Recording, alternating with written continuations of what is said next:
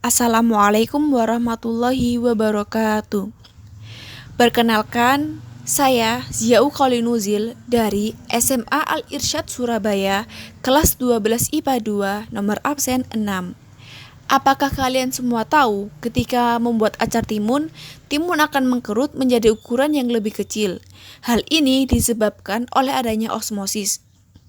Saat ini saya akan melakukan percobaan untuk membuktikan osmosis dengan menggunakan kentang yang direndam dalam larutan gula. Yuk, saksikan. Untuk alat dan bahannya, kita menggunakan satu buah kentang ukuran besar, gula 50 gram, 440 ml air, 3 buah botol ukuran setengah liter, timbangan, gelas takar, penggaris, sendok, dan pisau. Setelah kita mengetahui alat dan bahan yang kita gunakan, kita akan lanjut pada bagian langkah kerja pada percobaan kali ini.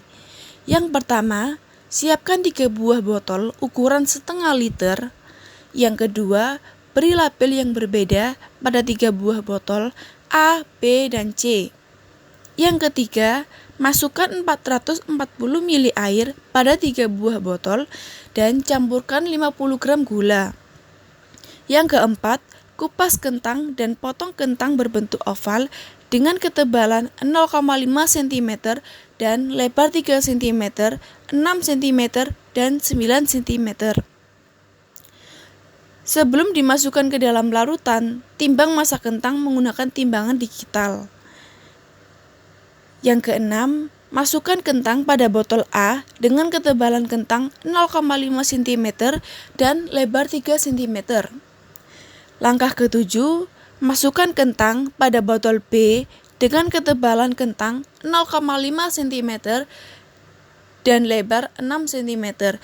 Dan langkah yang terakhir adalah masukkan kentang pada botol C dengan ketebalan kentang 0,5 cm dan lebarnya 9 cm.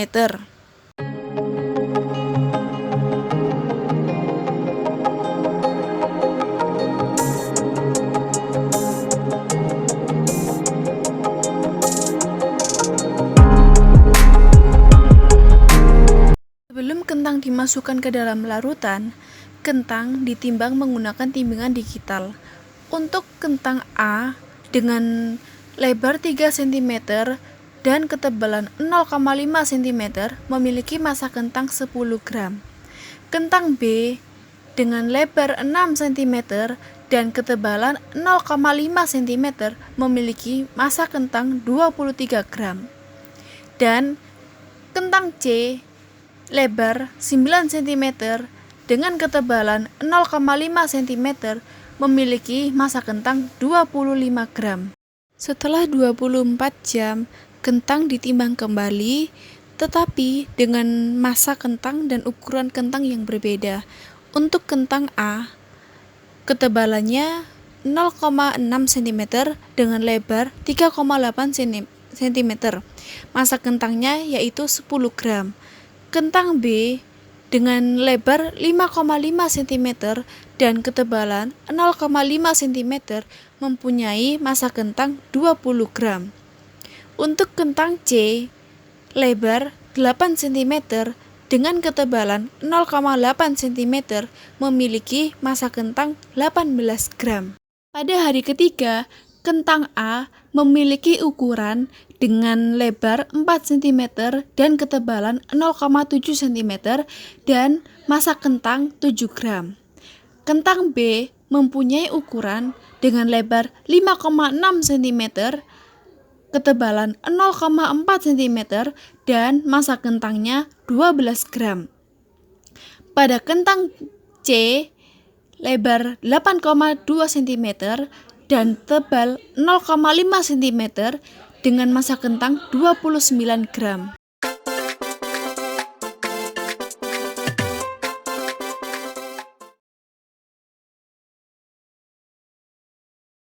Iya, karena pada saat kentang direndam di dalam larutan gula, terjadi perpindahan air secara osmosis dari sel kentang keluar menuju larutan gula tersebut.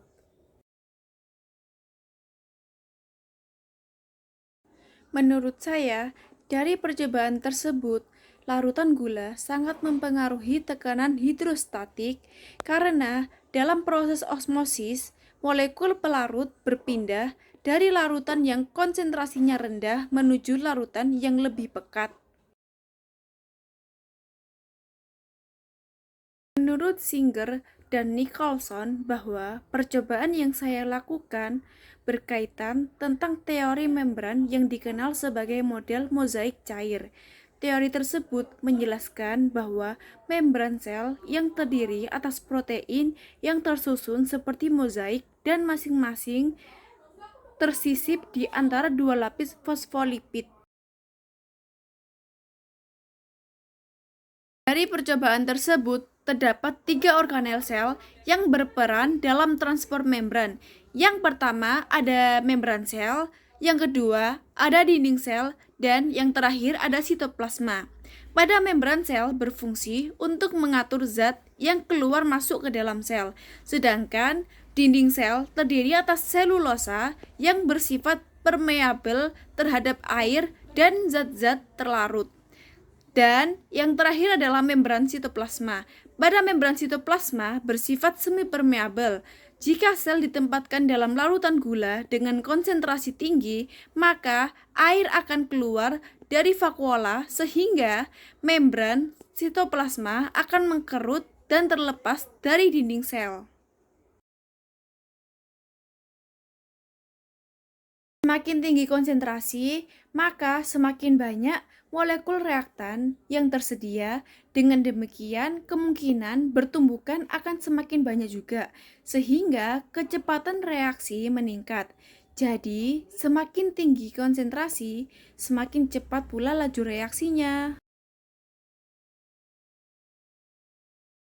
Kalau menurut saya, hal tersebut ada hubungannya.